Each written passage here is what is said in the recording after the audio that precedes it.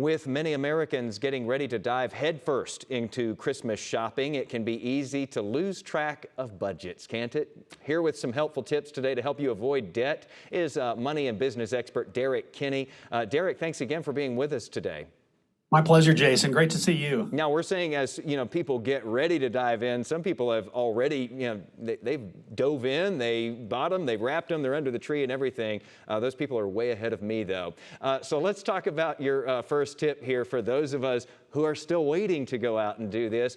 You say skip the credit card, which can be tempting, and pay cash. Why is that so important?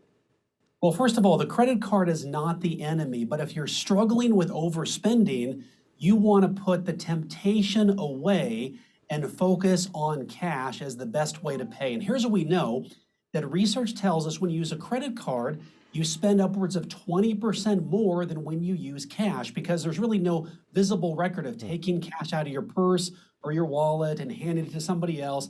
The credit is sort of this invisible transaction. So paying cash right now, if you want to keep debt low, could be your first step to success. I guess we could learn from the young people there. I just listened to a story yesterday about Gen Z shoppers getting rid of those credit cards and paying for everything in cash instead of paying with the, on the apps or credit cards, because they couldn't track the money that way. It's easier to track with cash, like you say.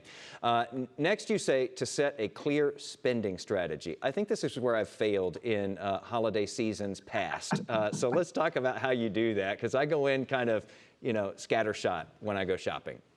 Well, Jason, I like to keep things simple for our viewers. And the bottom line is, on a piece of paper, on the Notes app on your phone, write the names of the people who you need to buy gifts for and be specific on what the item is. That way you know if you're getting a good deal or not. We talked about this on Black Friday. Just because something's on sale doesn't mean it's the best move for you if you weren't going to buy that item in the first place. So when you can clearly buy what you need at a discount, now you're saving money, but don't buy anything else. Stay disciplined to the list, and that's step number 2 to Christmas success. Okay, let's get to number 3 here. You say one of the things that you should do is have a candid conversation with the family. What does that mean in relation to this?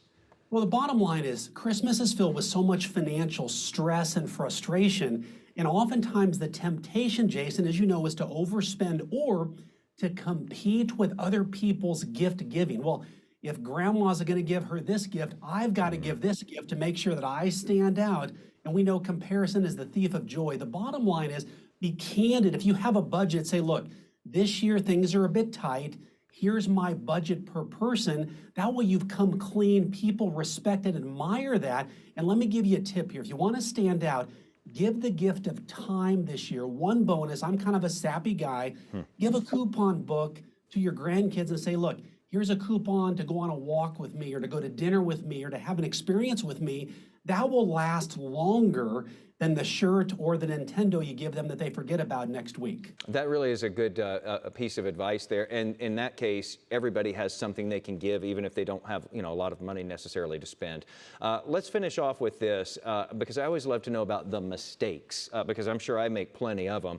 What is the biggest mistake that people make when they head into this big shopping season? The worst possible mistake is to overspend with money you don't have on gifts that you weren't planning to buy in the first place. Here is the number one culprit which causes people to go into debt, and that is they know when they're spending, they're overspending, and they're buying a gift probably to look good and to impress the other person. Just be honest and say, look, I can spend $20 a person. Here's the best way to do that. Would you like a gift? Would you like time with me?